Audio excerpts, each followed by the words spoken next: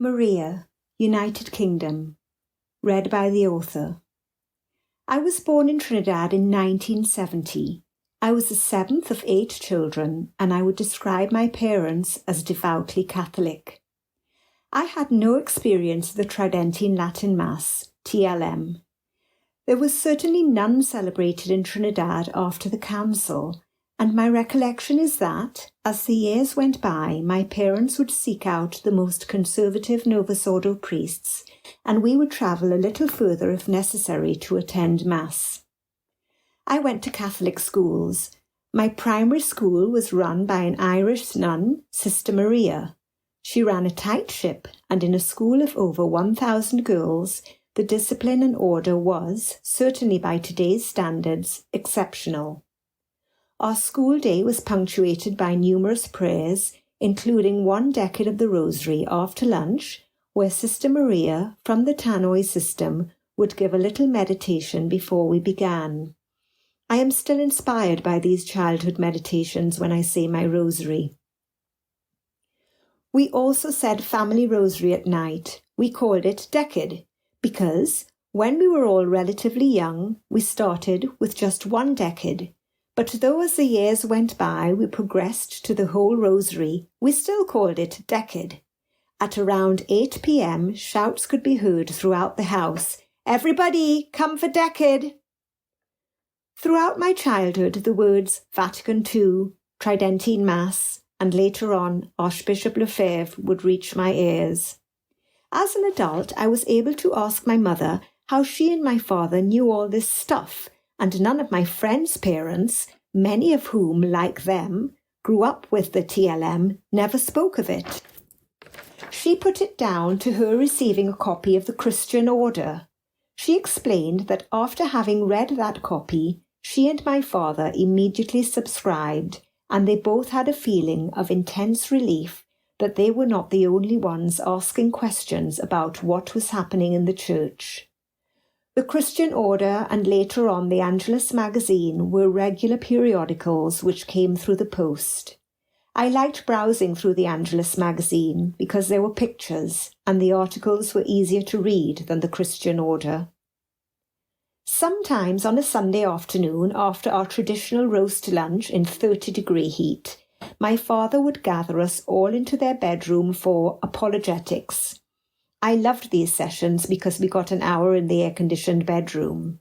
However, I was nothing more than a spectator. I considered these discussions grown-up ones, and I would often potter around my mother's jewellery box, leaving the intelligent questions to my older siblings. I must have taken in a lot more than I thought, as in later life I would look back and remember very specific elements of these discussions. We also regularly listened to catechism cassettes by Father Thwaites. I still have them all, and my children have all had a good dose of Thwatesy, as they affectionately call him. I made my first Holy Communion under the sound guidance of Sister Maria. If my memory serves me right, we were given the choice as to whether or not to receive the Holy Eucharist on the hand or on the tongue. I definitely remember practicing how to receive our Lord on the hand, using unconsecrated hosts. It was all very reverent and had to be done with extreme care. But in the end, I was one of the few who received on the tongue, standing, of course. I would describe Sister Maria as conservative, and for the most part, our Catholic education was decent. But, as was so often the case at that time, it was a bit of a mixed bag. During my time there was definitely an incident where I was chosen to be part of a group of dancers for liturgical dance, which naturally my parents prohibited. My Catholic secondary school was sadly lacking as far as the Catholic faith was concerned. The charismatic renewal movement was alive and kicking by the 80s, and there was a lot of emphasis on singing to guitar accompaniment, retreats involving joyful dances, and a general embracing of ecumenism. There were many non-Catholics at this school, including Hindus and Muslims, whose feast days were celebrated with great alacrity by all. As all this was going on, my father was becoming more and more scandalized and was afraid of us losing our faith. He was by then reading the Angelus magazine regularly, as well as many books by Archbishop Lefebvre. In the mid-1980s, he was seriously considering abandoning the Novus Ordo and keeping us away from Mass altogether, as there was no alternative.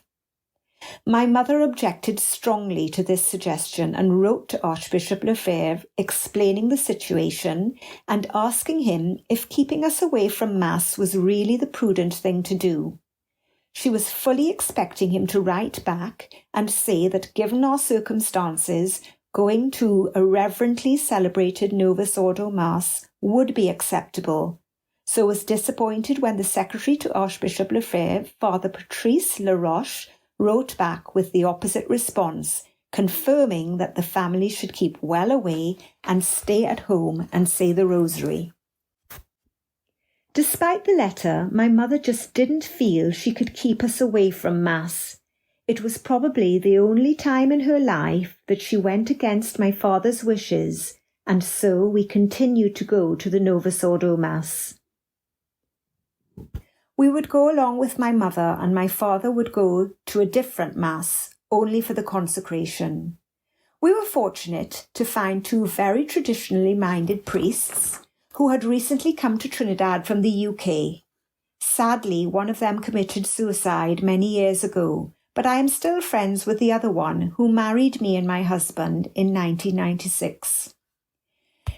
In 1990, I left Trinidad for the UK, a 19-year-old finally getting to Europe, full of excitement and worldly dreams.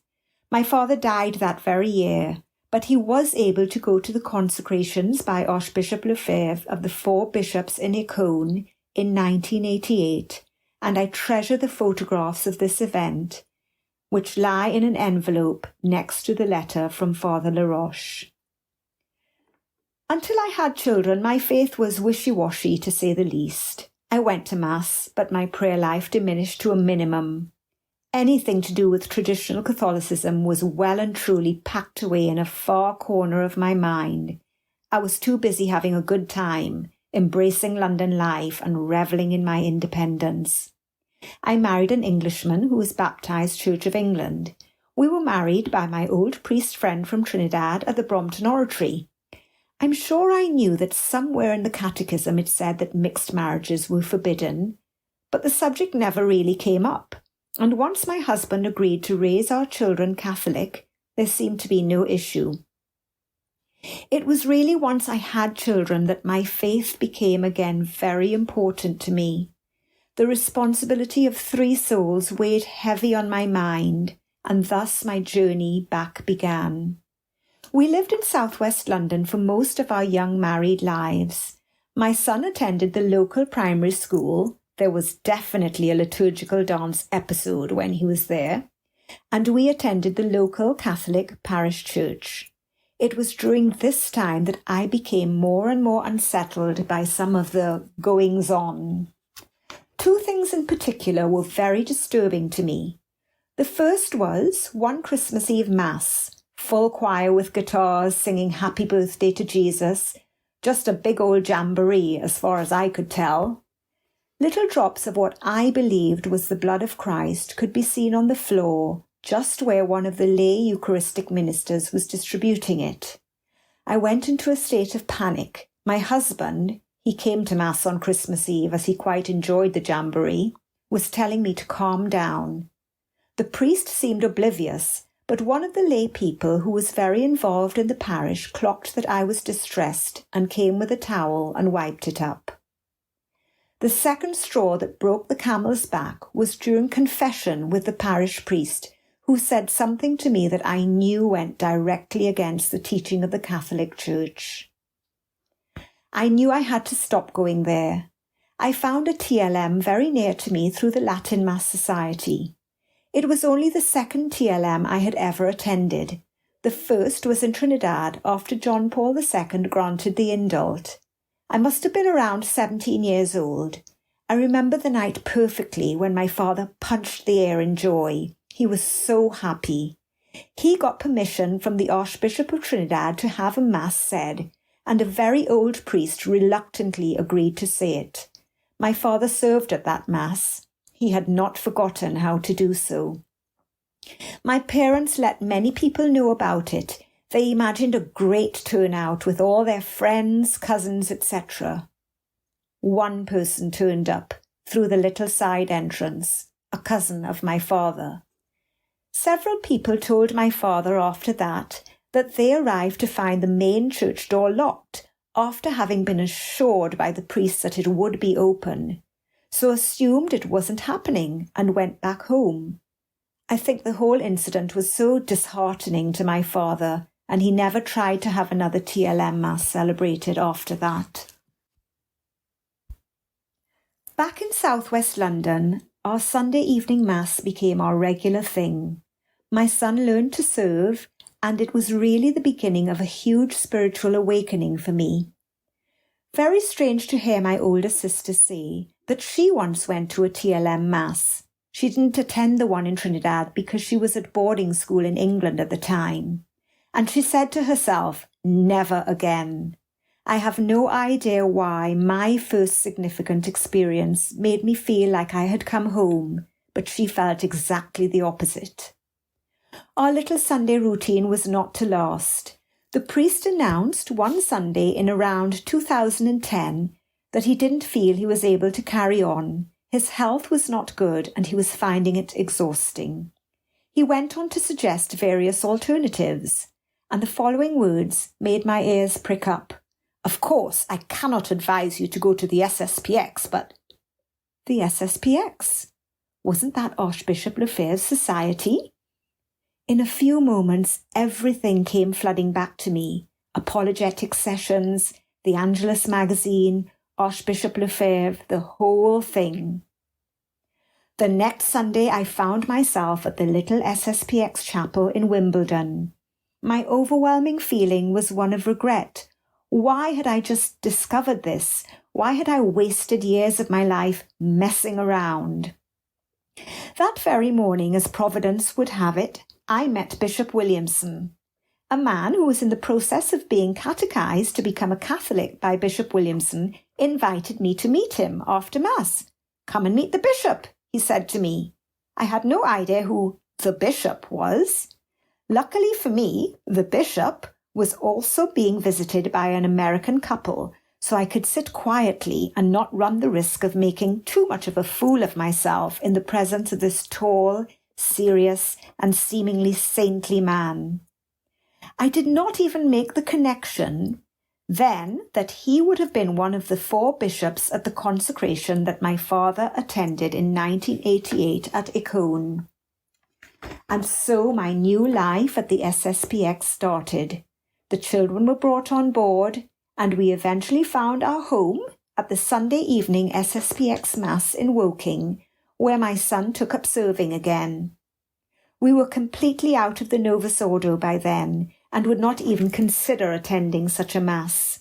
This caused a few shockwaves throughout the family, and on a family holiday to Trinidad, my mother was extremely distressed when she heard, one of my sisters essentially snitched on me, that the children and I missed Mass and opted for doing Holy Hour at home instead. It was around this time that I first heard the word Sedevacantism, but everyone in the SSPX circles, priests and laymen alike, would greet the term with furrowed brows and expressions of disapproval. It was only after everything at the SSPX started to blow up that I began to tentatively research this no-go area. In 2012, things did indeed blow up. I was to learn that the SSPX had begun flirting with Rome, eager to come to some sort of arrangement where they could once again be welcomed back into the fold, and it looked as if compromises were on the table. There was the famous letter by 3 of the bishops of the SSPX reminding the powers that be of Archbishop Lefebvre's insistence, no practical agreement without doctrinal agreement. Bishop Williamson's departure from the SSPX caused many waves, and a definite split was beginning to occur. The so-called resistance was cobbled together. The resistance was a loose group of priests and lay people who disagreed strongly with the direction that the SSPX was taking. There was an obvious loyal following of Bishop Williamson, who, despite much pressure from other priests and lay people, refused to head up a new society, SSPX 2.0, if you will. I couldn't believe this was happening. I was thrown into utter confusion. I was flitting between SSPX masses and resistance masses, depending on what the last thing I read was, the last YouTube video I watched, or what the last person I spoke to said to me. The children were also confused, and my husband would shake his head in despair. I would have many conversations with my sister, who lived in France and had recently left the SSPX and had started going to non-unicum masses. Her change came about quite by accident, as she happened upon some Sedevacantist nuns who were having their annual summer camp with their pupils in the village where she lived. She spent many hours chatting to those nuns, and through them she began to explore the Sedevacantist position. My sister and I would talk at length on the telephone, and the only argument I could come up with was that the Sedevacantist position was very much frowned upon by the SSPX and the resistance. She encouraged me to listen to some of Bishop Sanborn's talks, and so another ball was set in motion.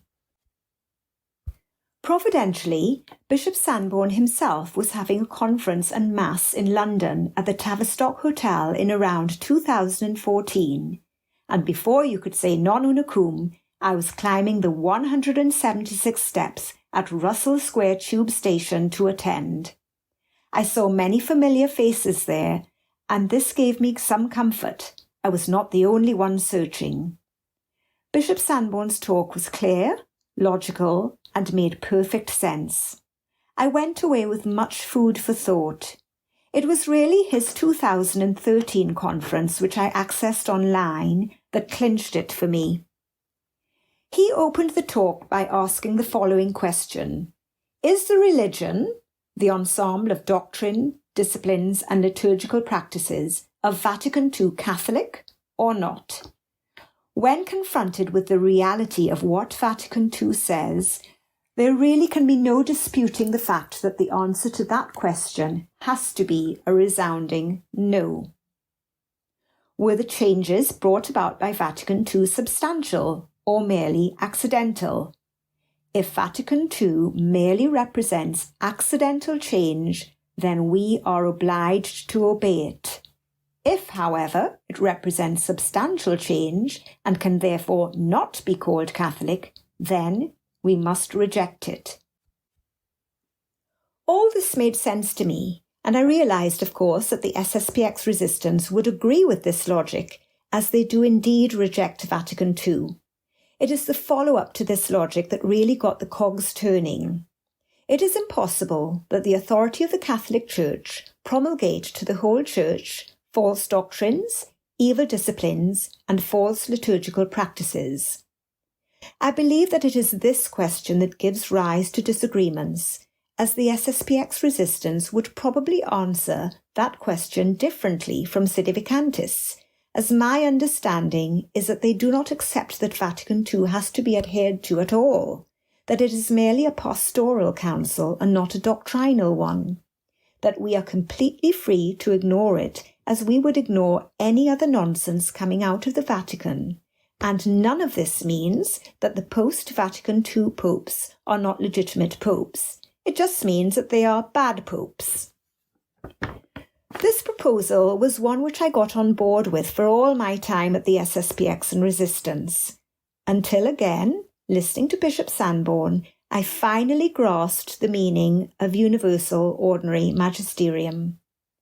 The Church's teaching on universal ordinary magisterium, according to the First Vatican Council of 1870, is that when the Pope and all the bishops in moral unanimity, which is to say most of them, teach concerning faith and morals to the whole Church, then there is universal ordinary magisterium, and Catholics owe the assent of faith to this universal ordinary magisterium. In other words, I understood that the teachings of Vatican II met the criteria for universal ordinary magisterium, and therefore, as a Catholic, I could not, in good conscience, ignore all or part of it if I believed that it came from a true vicar of Christ. The late Father Anthony Cicada is always a go-to when I have questions or doubts, and True Restoration Radio is also an invaluable source of information. I, of course, go exclusively to non-unicum masses. It is difficult travelling the length and breadth of the country to get to Mass, but what a light cross to bear.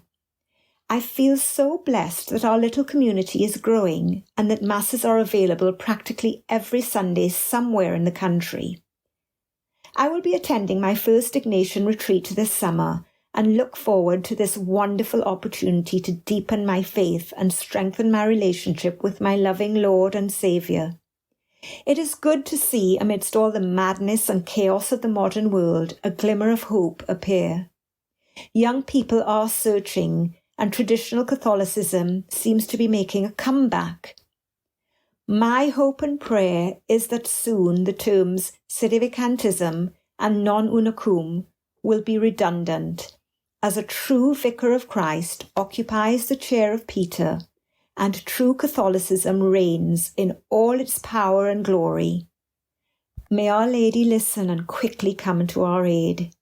Christ is King.